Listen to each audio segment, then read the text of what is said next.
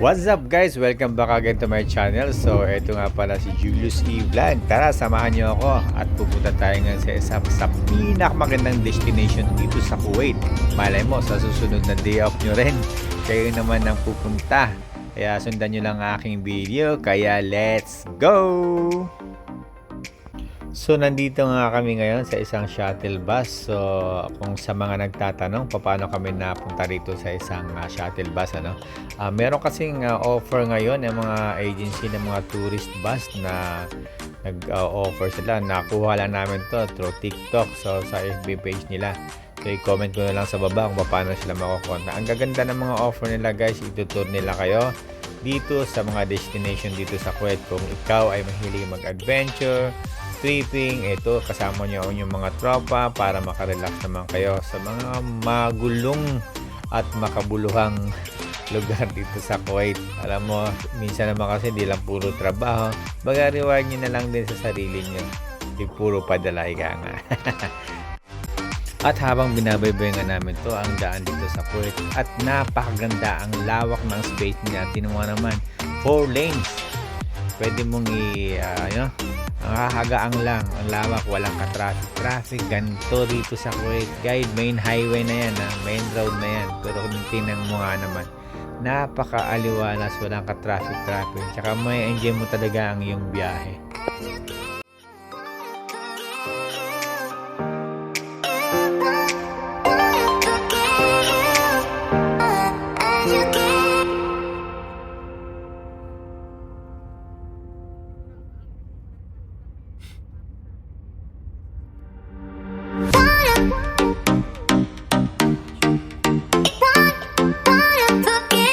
Yo, sub yo. Oh. Dumating na kami dito, yan, Joyride. You like yellow? Isa sa pupuntahan namin yung Baguio Ride na yan. Favorite pares pala kami, favorite color namin yellow. Netong batang. Paparitin na ba?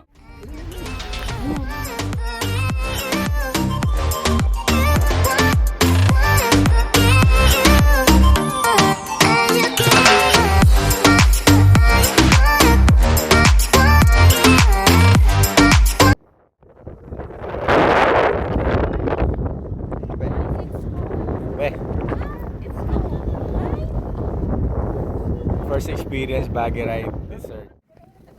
Yun, dito kami sa one of the tourist spot here in Kuwait, Baguio Ride. Napakagandang lugar dito guys. Yan, oh. Ganda ng spot. What's up?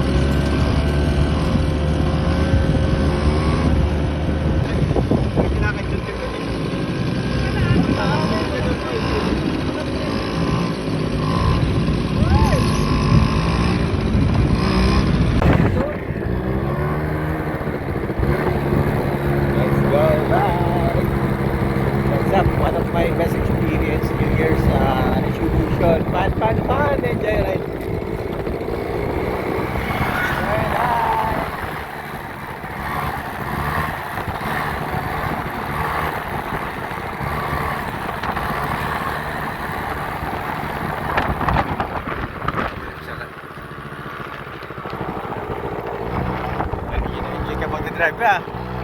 Backride na ako ah. Moment mo to? Oo. Ngayon mo alam. Ha? Bakit lang ako? Driver ko. Kawawa naman ako. Pasahero. Kasi ako lagi driver. Driver ko. Pasahero lang tayo nito. Hindi tayo makapag-ride. Okay, hindi man.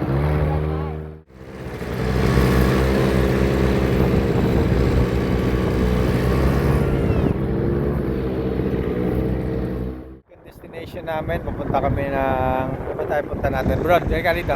Saan mapunta natin sa destination natin?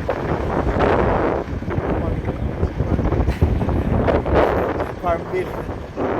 Tapos na kami sa buggy ride. So, ito yung makikita namin sa likod. Ito yung mga rides na dito. Ito. Ayan o. Ito yung ano.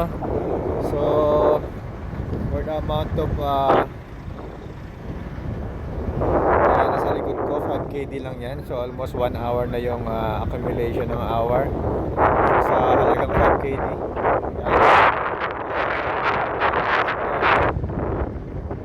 Maganda. Kaya, ayan.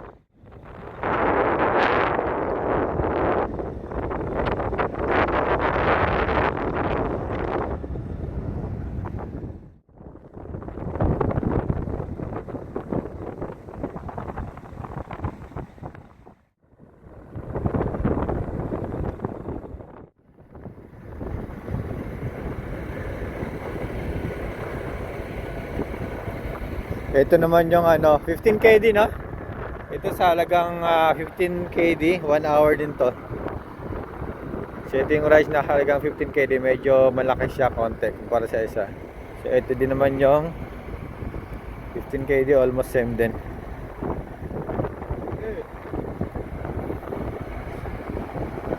So kasama rin to 15KD din tong ano, rides na to. Ang gaganda. So kung medyo yung budget nyo is malaki-laki yung budget nyo, pwede kayo rito sa ano.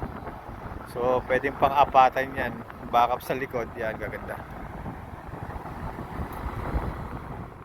5KD. So 5KD na yun guys, malaki na siya. Sakto siya pang dalawahan, pang cover pa pwede na. Ito yung ni-rise din namin kanina, ang gaganda. So 1 hour yung package na yun, so 5KD ang gaganda. Yan. So yan.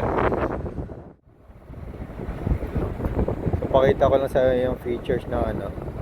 Gaganda ng ano nito eh. Pwede pong buggy ride, ayan oh. Yung suspension niya gaganda. Yan, so neat. Muffler niya gaganda rin guys oh. Ayan oh. Maganda talaga siya pang ano, pang disyerto. Lupit.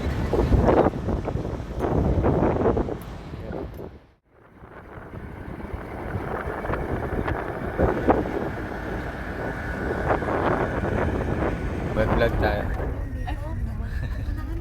What's up? Kamusta experience sa ano natin? Enjoy ako. Enjoy.